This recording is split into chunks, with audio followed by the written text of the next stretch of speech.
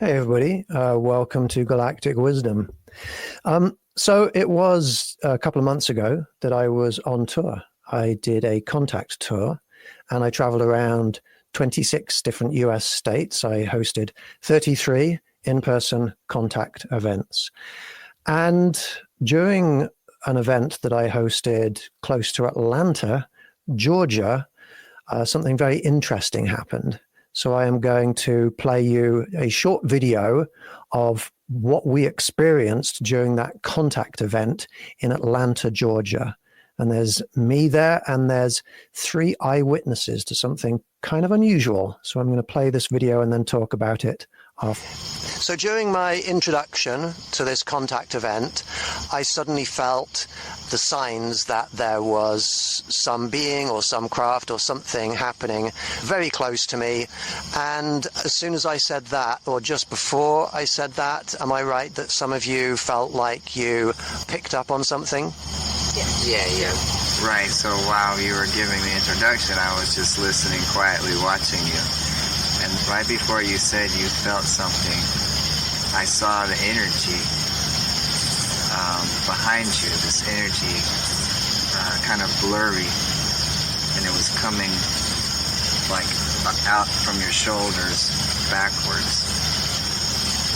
And it wasn't your aura, it was like some kind of blurry energy coming from behind you, and everywhere you moved, it was going with you. Yeah. And you felt it was connected to me, but not part of me. No, it was not. It wasn't you. It wasn't a part of you. It was something connecting with you. Almost the same thing as him.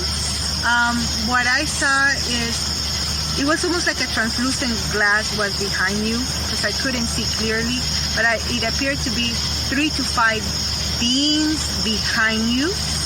And when they appeared, you shifted to one side, and they shifted with you. They were connected with you, and as they shifted, you said, and they're here because I feel the air pressure. And so you felt them as soon as they appeared. I know that it was at least 3 of them, and they were connected with you.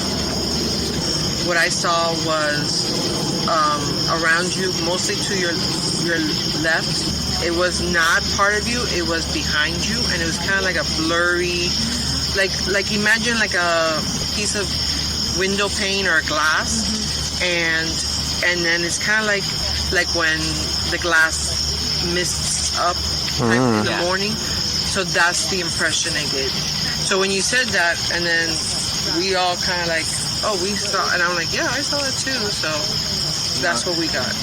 Yeah, you know, it's like if you're looking through a glass window and you breathe on it, right? Exactly. In the winter time, and your condensation like covers the window and you can't see out, but you can see the light through the window. Yeah. It was like looking through condensation there. Yeah. But yet different condensations, because it was like it would move, kind of like, it was kind of like. To me, it was more like a privacy window, and those windows that you know the light is coming through and you can see that there's something behind it.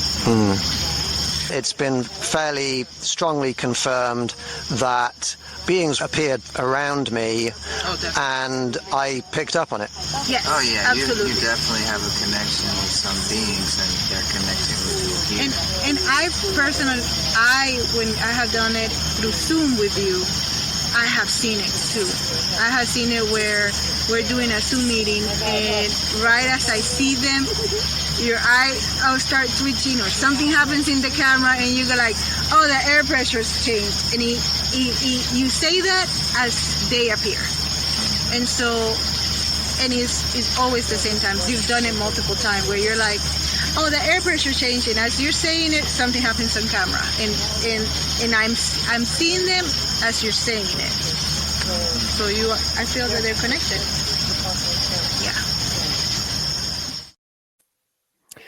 Yeah, so this is a very, very common occurrence at my contact events. And the way that this all started was a few years ago, as I was doing more and more alien contact events, I started to feel their presence. I started to feel them at the events, touching me, touching my forehead. Just 10 minutes ago, I felt them touching my left ear. And when I talk about them and when I host events, they show up. And there are various different signs that they're around me. The first sign I got was that muscles in my eyebrow started to twitch. And it was very off-putting, and it felt like, oh, maybe I'm stressed. I've got some kind of weird tic going on. But no, associated with the twitching, people would suddenly say, you've got a being next to you. You've got something touching you. And these beings, it is known that different beings, both alien beings when they're close and human spirits when they're close, they have electromagnetic fields associated with them. That's why when people go on paranormal investigations, they take with them EMF detectors or tri-field meters. And our muscles work on, the muscle contractions work on electrical impulses.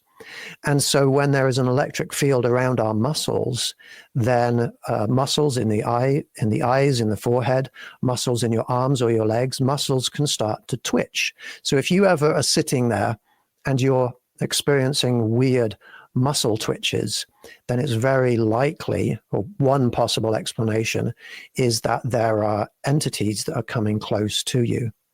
So I started to get this twitching a few years ago, and it moved from the left side of my face to the right side of my face. It moved to the middle, and then it started to expand around my face, around my head. And people who were even in Zoom meetings, when I said, hang on, there's something weird going on, they could psychically see beings around me and touching me. And we've been able to communicate with those beings. And what they are doing is the word they use is enhancing me. And I'm not the only person this is happening to. Other people in my events also start to experience the same enhancements. And what is going on is they are adjusting my spirit. They are enhancing it in ways that are increasing my psychic abilities in certain areas. And one of those areas is in healing. I do a lot of online healing and actually in-person healing, where I manipulate spiritual energy flows around people, a bit like how Reiki works, how acupuncture, how different energy healers have utilized the flow of spiritual energy around and through us for millennia. And I'm being enhanced to facilitate enhanced healing. And I'm also being enhanced so that I can guide people through astral projections to various different places. I can sense people in a Zoom meeting. Maybe there's about 10 people in a Zoom meeting. I can sense them and I can bring them with me. I can feel taking hold of them and bringing me with me as we astrally project to other realms, to other places. And they are supporting people who they think are basically on their side. And I'm going to talk a little bit about what does it mean to be on the side of aliens in a little bit. But I'm going to play another this is a shorter video clip of people who are seeing these beings around me.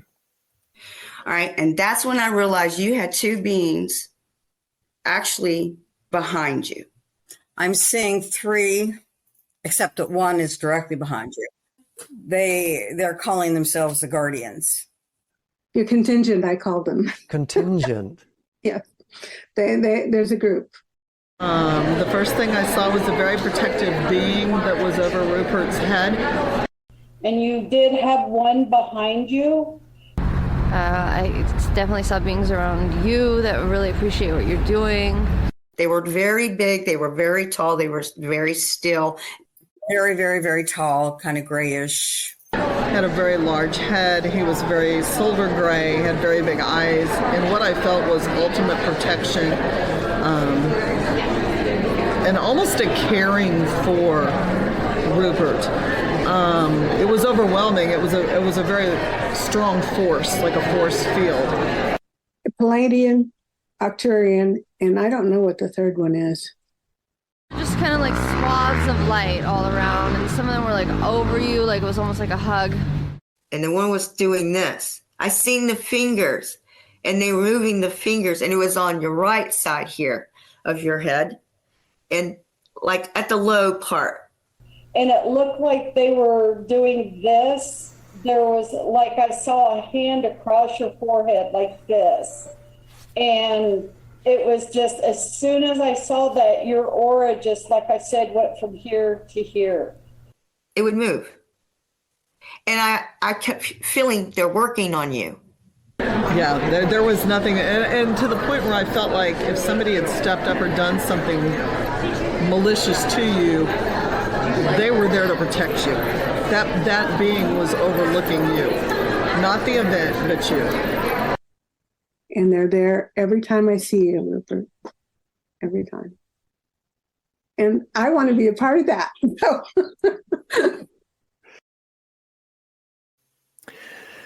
So the question is, why? Why are they with me? Why are they supporting what I'm doing? And, you know, I'm going to answer that question by answering another question. I recently started to write a new book, and I started writing this book actually when I was on this contact tour. And in this book, my first question is, why am I writing this book? But I could equally be asking the question, why am I giving this podcast?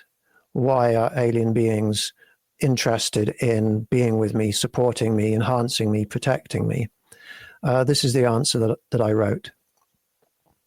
Humanity is experiencing a number of very serious human-inflicted problems.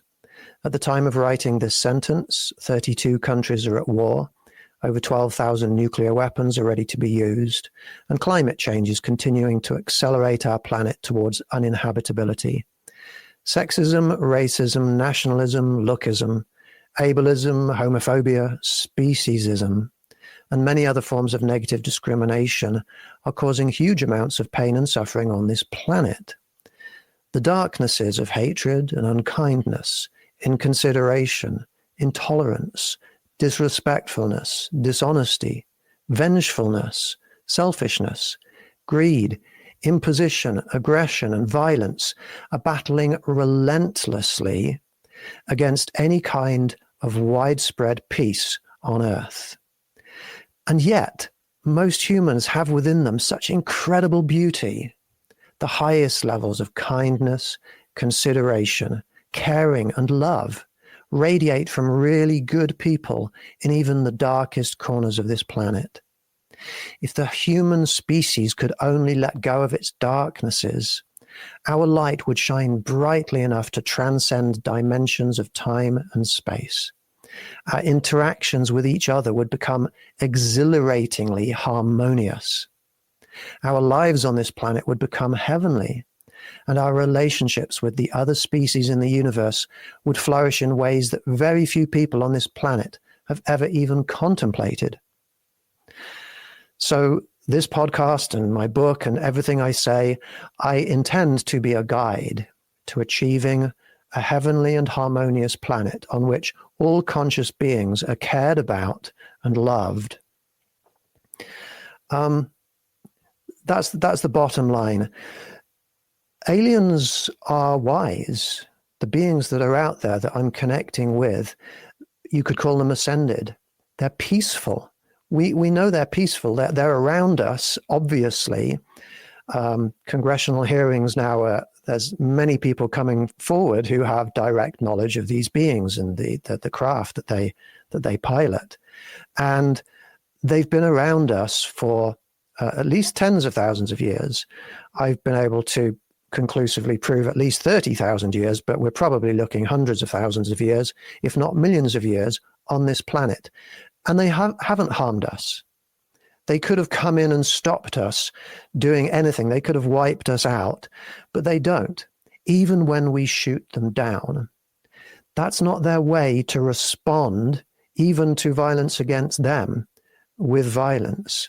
They've reached a level of harmony that is very, very special. It's something that many people dream of attaining, but humanity has not quite got there. It might sound like an unrealistic thing to have any beings in the universe who are benevolent, who are so wonderful that they don't have these darknesses within them. But it's actually not at all surprising, because every civilization throughout the universe must logically encounter a test when they become intelligent enough, when they become technologically advanced enough. And that test is when you can understand reality sufficiently that you can manipulate the nuclei of atoms and you have access to nuclear power, or when you have access to other big energies like 0-point energy in the universe, when you have that much power that you have the ability easily to destroy the other people in your community or the other beings around you, then you are faced with a test. And it's funny because I can feel the beings with me right now. They want this message to be heard. The test is, do we destroy ourselves? Or are we wise enough to be able to live together with this great power in harmony with each other? And anywhere in the universe, if beings are not wise enough, then they destroy each other and they don't make it out into the rest of the universe. It's like the universe's natural filtering mechanism, only allowing into the universe those beings that can cope with reality without destroying themselves and without destroying others. So these beings are here and they've passed that test. They've passed that test already. And they are benevolent and they are wise and they are good. And they see the destruction on this planet. They see the way we treat each other on the planet. And they don't like it. They don't want us to bring it into their communities. That's why they're not revealing themselves to us openly. That's why we're not being invited into their societies, into their extraterrestrial, intergalactic, interdimensional societies, is because they see it's in our nature to hurt each other. So they're supporting me and they're supporting other people whom I know who have similar perspectives as myself, because we are trying to move anybody that will listen to us in the direction of that beauty that they have attained and that we have the potential to attain. They're supporting the people who get it, who understand how to get that beauty, how to reach that level of utopia. They're supporting people because it's people like me that are trying to spread the word about how to achieve that. And nothing I'm saying is particularly remarkable. It's all just put peace before everything else. But it's hard for people to contemplate how they can move in that direction, because we are the result of evolutionary processes that have instilled within us instincts to sometimes hurt others. And so we do need to actually intellectualize this, and we do need to have people like me and other people in this this broadcasting platform, spreading wisdom to others so that people can really process it. Let's just imagine for a minute how wonderful the world could be if we decided, all of the humans on this planet, that collective well-being was as important as our own individual well-being. That would be so wonderful. If people could, you could post anything online and nobody would troll it. Nobody would look for reasons to argue with it. Nobody would say anything negative ever to or about anybody. Can you imagine that? Now, already there are probably some people watching this thinking, yeah, but there are people in the world doing bad things and we need to respond to that. And I agree. But how do we respond to that? Let's first of all take the stance that we're never going to say anything negative at all. We're never going to harm or hurt anybody again, ever. That's our default. And most people feel aligned with that. Most people feel that it is morally wrong to hurt another conscious being. So most people feel that that's okay. But what's interesting is that sometimes that feeling reverses in people. And suddenly they feel, now I'm justified by hurting somebody. Why? Because they deserve it. We need to teach them a lesson. We need to hold them accountable. We need to get revenge. Revenge is basically the feeling. It can be disguised with the word justice, but it is getting back at others who do wrong. If we could stop getting back at others who do wrong, then we would end so many of the wars around this planet. Can you imagine if in the Middle East, those countries there, Iran and Israel and Palestinians, Hamas, Gaza, that whole area and those people, if they would just let go of needing to get back at each other for things that they've done in the past to each other, you could end conflict around the world so easily if you would just let go of the hatred that people have for each other. And it's easy to say that from a distance and say, well, they should all just stop fighting. They should all declare ceasefires, and they should talk, and they should get along with each other in harmony. It's easy to say that, but if somebody does something that you don't like, and there's a lot of that you can see if you watch the news, and if you just live your life around regular people, there's people all around us doing bad things. It's not easy to say, well, I'm just going to let that go. It's not easy because we have that instinct to fight against that. That's an instinct that we need to fight against. It's the instinct that we need to fight against rather than the people. Once we fight that instinct, then we can end the cycles of hatred. Then you cut down hostility to, 5% of the violence that is presently on this planet. And then with intelligence and with compassion and with empathy, then you can look at, well, why are these people, for no reason, out of nowhere, instigating violence or harm upon others? And then you have a battle worth fighting. And it's a battle that should be fought with empathy for them, with understanding. You haven't lived their lives. You haven't had their experiences. You weren't raised in the places where they were raised. We need to understand that and come up with solutions that help people, and they're preventative rather than punitive. So, it's this sort of thing that I'm trying to explain to people. This is where we need to get to.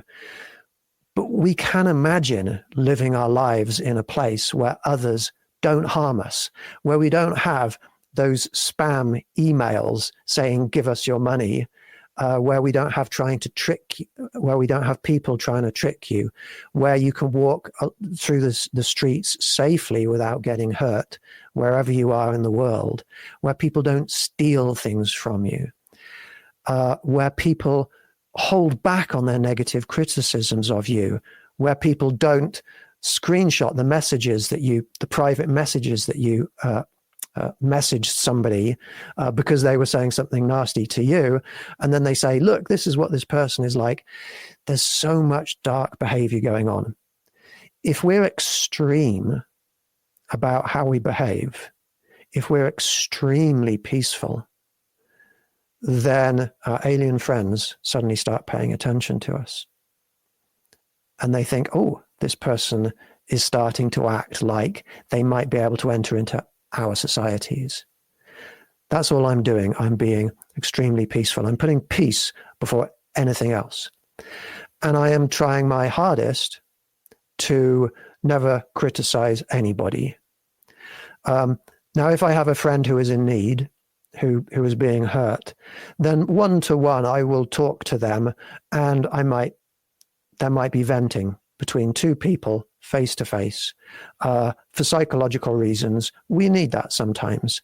But when you start criticizing others by name in social media, that's dark, that's destructive.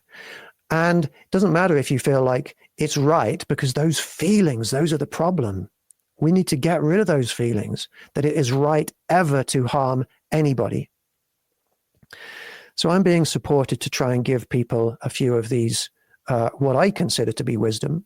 Now, wisdom is subjective, so I don't claim to be right, but I'm glad to see that there's a bunch of people out there listening to what I'm saying, and I hope you will consider that.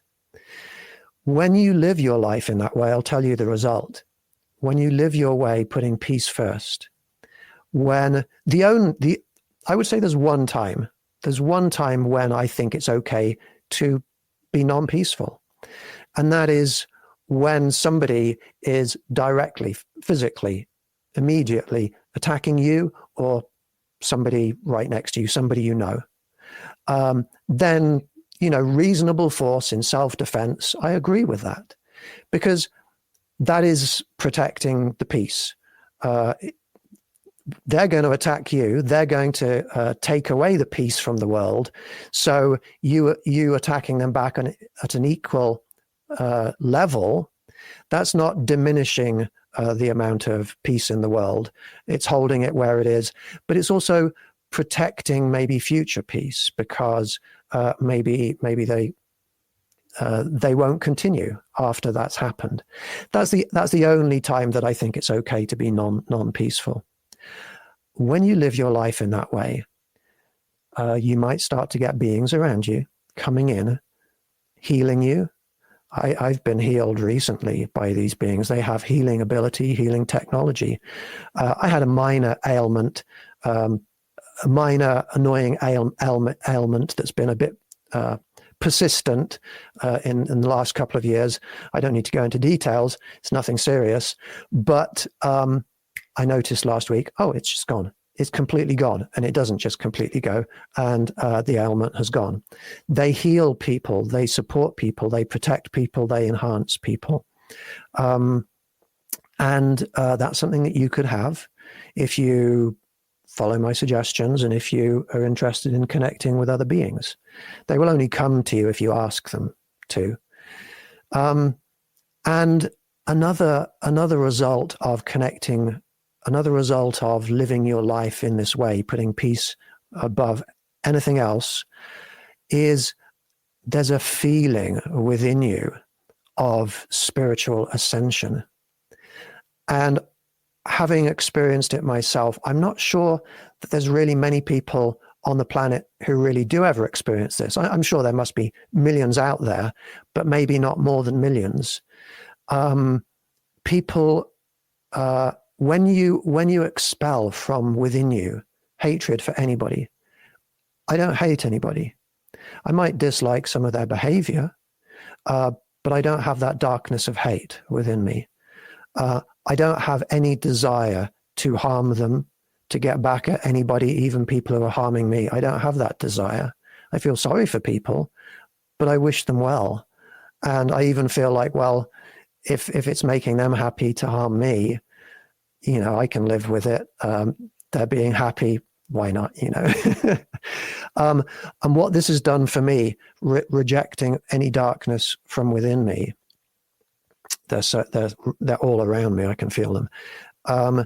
It gives you a feeling of spiritual cleanliness, and you feel elevated. It's hard to explain. It's like this purity of energy within you.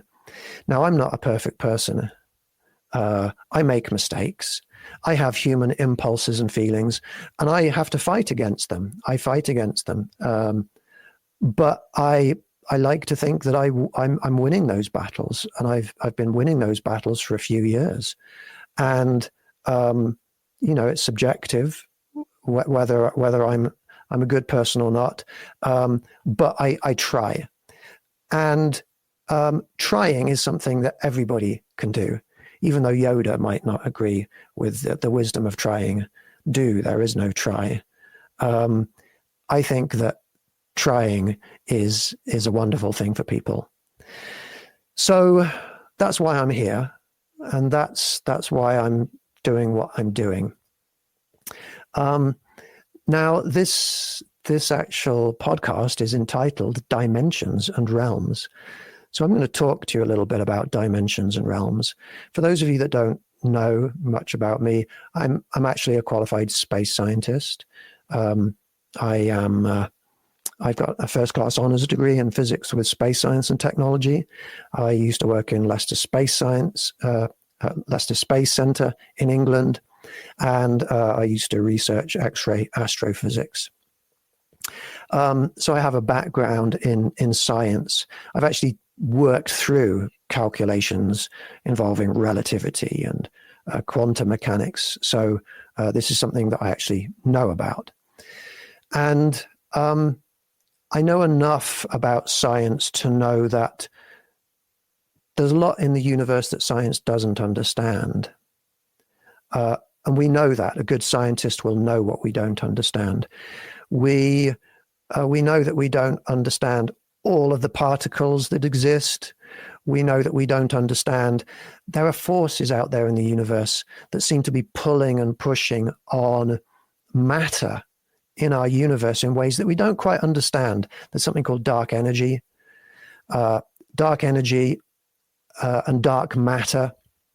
Dark matter is something scientists don't know what it is, but when we look out there into space, when we look at something like, there we go, the Andromeda Galaxy, and we can measure its motion, the rate at which it's spinning, and all those hundreds of billions of stars are moving. We have all our calculations, our equations, our science equations, which we know to be correct, and but still the rate of rotation, the rate of motion is not quite working. It's not fitting what we know should be there. And the only way that scientists are able to explain it is that there is something called dark matter, some unseen matter in and around that galaxy affecting its motion. But we haven't been able to figure out what dark matter is. We can't detect any particles that it could be. I'm going to suggest in a minute or two what I think it could be. This dark energy is something that seems to be accelerating the expansion of the universe. After the Big Bang, you get the universe exploding outwards, and we can see the movement of all of the galaxies, all of the matter expanding, flying apart from each other. We can actually look back in time when we look further into space, and we can see, because it takes light, time to travel through space. So if you, for example, look at this photograph here, well, this photograph was taken of the Andromeda Galaxy, and the Andromeda Galaxy is, how many? It's 2.5 million light years away from us. So 2.5 million light years away from us. That means it takes light 2.5 million years to get from that galaxy to our telescopes. So this photograph is a photograph of how the Andromeda Galaxy looked 2.5 million years ago. It doesn't look like that anymore. And we can look deeper into space. We can look past the Andromeda Galaxy. We can keep looking deeper and deeper and deeper into space, all of the way back to the afterglow of the Big Bang. It's called the cosmic microwave background, and we can see that. And that is it's around 13 billion light years away. So we can see this expansion of the universe outwards from the Big Bang. All we need to do is look out into space. And it's accelerating the expansion is at a rate that is larger than we would expect based on what we see in the galaxy. And we describe something called dark energy, which seems to be pushing the expansion of the universe out further.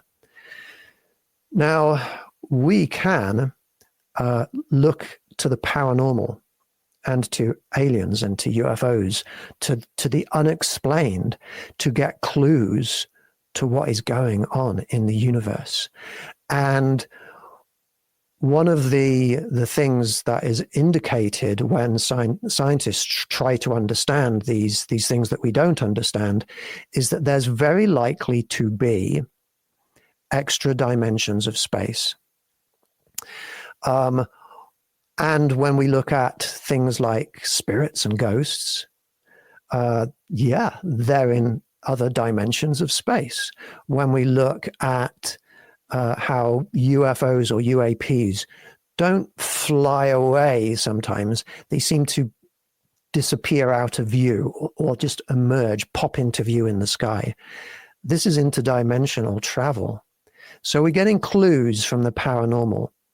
And scientists, in their theories, which they are writing in the form of mathematic equations and calculations, they have come up with theories. Scientists understand the difference between a theory, which is basically an intelligent guess, and a fact. And there are theories about the universe that help us to explain some of the things like all the subatomic particles and the mysteries of the universe. But in order to have the calculations work, they have to invoke multiple dimensions of space. And some of the leading scientific theories are suggesting that there could well be up to about 10 different spatial dimensions. Time is something else. I know some people will say time is the fourth dimension. And I kind of get that because, you know, if you're trying to pinpoint where you are in a three-dimensional universe, you pinpoint yourself on the X coordinate, on the Y coordinate, on the Z or the Z coordinate. Those are three spatial dimensions. And then in order to pinpoint yourself in the universe perfectly, you need to also say when you are, what the time is.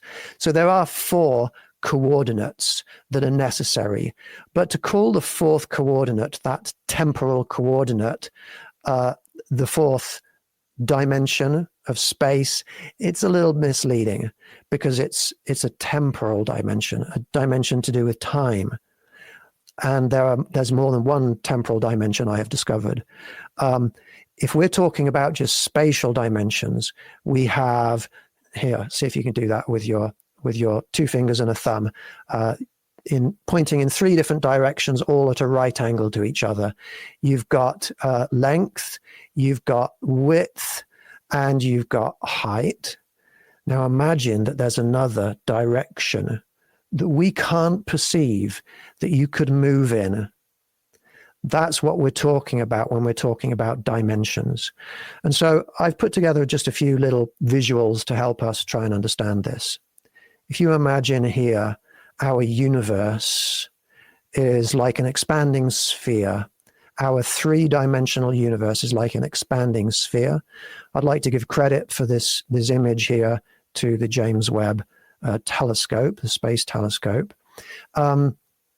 And in fact, that image is of galaxies about 13 billion years old. At least this the photograph is of something that is 13 billion years old. If we have this sphere of expanding three-dimensional space that is expanding outwards, then what we have around that this is something that I've been able to verify and prove to myself, is that we have around that higher dimensions of space, 4-dimensional space, 5-dimensional space. I don't know how many spatial dimensions there are, but I've certainly been able to prove that there's a fourth.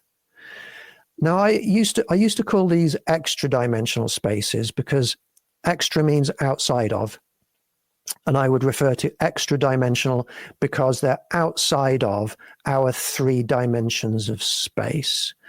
But I've decided maybe that could be a little misleading, because extra means outside of, and I don't want it to imply outside of dimensions. There are other dimensions, there are extra dimensions, but they're not outside of the other dimensions. These higher dimensional spaces, this 4-dimensional space that's immediately around us, the 4 doesn't mean that it's like a 4th place somewhere in the universe. It means that there are 4 dimensions as a part of it. It means that 4-dimensional space has length, has width, has height, but also has Qualth. That's the word that I made up for the 4th direction or quantity. Height, length, width, height, and Qualth. And that area of what I am calling ultra-dimensional space doesn't just have lengths, areas, volumes, it has qualumes, 4-dimensional spaces. That's a new quantity for you. So let's continue with this. Let's try and understand this further. We have this extra dimensional space that's out there. The reason I call it ultra dimensional is ultra means extending beyond a specified limit, like ultraviolet. Ultraviolet light is light, but it extends beyond the visible light. It's still part of the same spectrum. So ultra-dimensional is what I'm calling this. And we have, sitting in ultra-dimensional space, our 3-dimensional world and our 3-dimensional bodies. There's the 3-dimensional Earth sitting in ultra-dimensional space.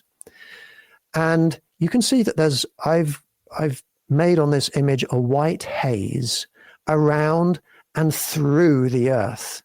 This white haze is the part of ultra-dimensional space that extends into and through and around the Earth. And this ultra-dimensional space, if we look at the space without the physical world there, this sphere of ultra-dimensional material and substance that's in ultra-dimensional space is what I call the spirit realm. This is the area where our spirits go after we die. Now, there's quite a lot to understand about what I'm saying, and I'm going to keep talking for another 10 minutes on this subject to try and make it clear. But let's look at another image that I've put together. If this dark ellipse in the middle, imagine we've reduced the dimensions by 1 so that we can understand this better. That is, imagine that circle there as being like a circular piece of paper that has our universe, our 3-dimensional universe imprinted on it. So imagine we take away one of our dimensions from our universe and we make it 2-dimensional. And that's like a circular 2-dimensional surface that like a dish that we've just turned on its side. So you're seeing it not from above, but at an angle. Then that 2-dimensional sheet of our universe is sitting in a 3-dimensional sphere of ultra-dimensional space. Now, to make this work, we have to add one dimension to each of these realms, but I can't represent that on a two-dimensional screenshot or image. So this is as good as it's going to get. But let's think about the implications of this. Every single point on that two-dimensional sheet of paper or on that two-dimensional universe is in direct contact with the ultra-dimensional spaces that are around it. In fact, the ultra-dimensional spaces pass through it. This sheet of paper is within ultra-dimensional space. So what that means is that every single microscopic point in our universe, including in our rooms around us, including on the surfaces of our bodies, and including every point within us, is in direct contact with ultra-dimensional space. And all we would need to do to get out into ultra-dimensional space, all we would need to do to get out into the spirit realm, is to move in any direction a micrometer out of our three-dimensional realm. It's something that we can't, that's a bit challenging to do when we're alive. Let me talk about this in a little bit more detail. We need to understand the equivalent of matter in extra-dimensional space. In three-dimensional space, we have matter. So we know of about 118 different elements in the periodic table, from hydrogen, helium, lithium, beryllium, boron, etc., all the way up to 118. And only about something like 90, somewhere between 90 and 95, are naturally occurring in the universe, and we've been able to create in laboratories some of the other ones. But they only exist for like split seconds before they decay and disappear. But this is matter. Matter in our universe. Atoms, subatomic particles, matter. And sure, we can transfer them backwards and forwards between energy and matter. There is an equivalence there. But matter is actually a different state than just pure energy.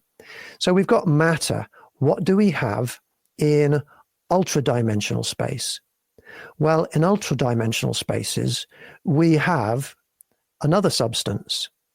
And that other substance is something that I call corether. Corether. It's named after somebody I knew who was really, really, really psychic when I was young, and they were helping me. I was sort of experimenting with them. Amazing woman called Corina. And the ether part is a theorized medium that is pervasive throughout the universe. People used to think, scientists used to think, well, if light has wave-like properties, then it must be traveling through a medium, because they knew that waves only traveled through a medium, only traveled through water or through air, or if you like flick a piece of like a whip or a rope, a skipping, jumping rope, that sort of thing, a medium is needed. And so they hypothesized a ether that is pervasive throughout the universe. And it turns out that we don't need an ether to have little lumps of photonic energy flying through space. But I've taken that word because it seems to be relevant to this conversation.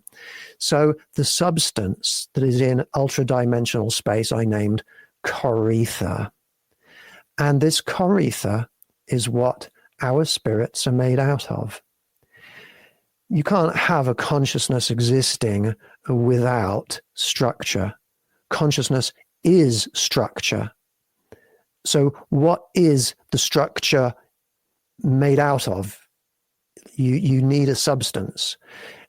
Energy doesn't cut it, in the same way that, here I have a mug of kind of lukewarm coffee now. Well, this is made out of atoms. That's the matter, but it's got something else within it. It's got the heat. And that heat is energy. You've got the matter, which is the atoms. You've got the heat, which is energy. Well, similarly to this, in the ultra-dimensional spaces that are around us, we have the Karitha, which is the substance, and then the spiritual energy that it holds.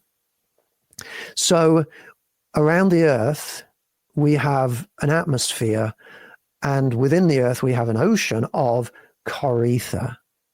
Now, what's interesting is that our spirits, spiritual substance, Karitha, and matter, there's an attractive force between them. They stay together.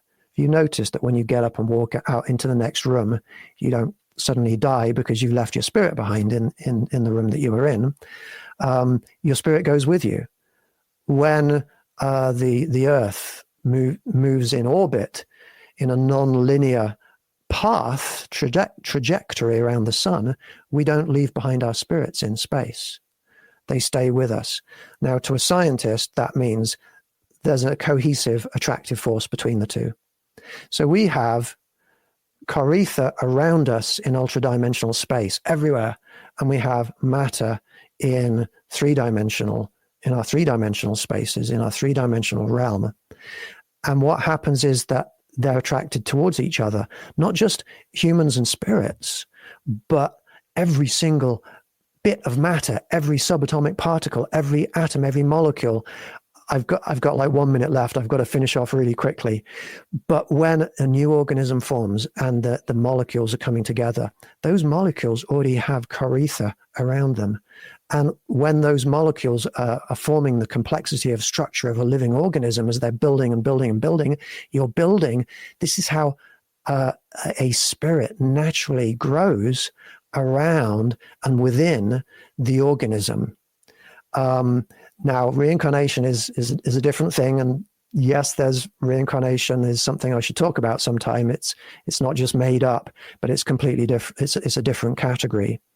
But what I can tell you in the last 50 seconds of this show is that we have spirits that are ultra-dimensional, and when our biological bodies die, our spiritual bodies are released and freed to move into the spirit realm.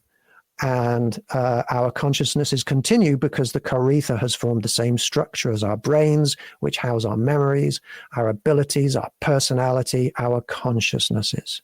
There is life after death. There are other dimensions of space and time. And maybe I should carry on with this subject next week. I would like to thank everybody so much for watching. I really appreciate you tuning in. I wish peace, love, and happiness to all of you. Take care. Have a good week.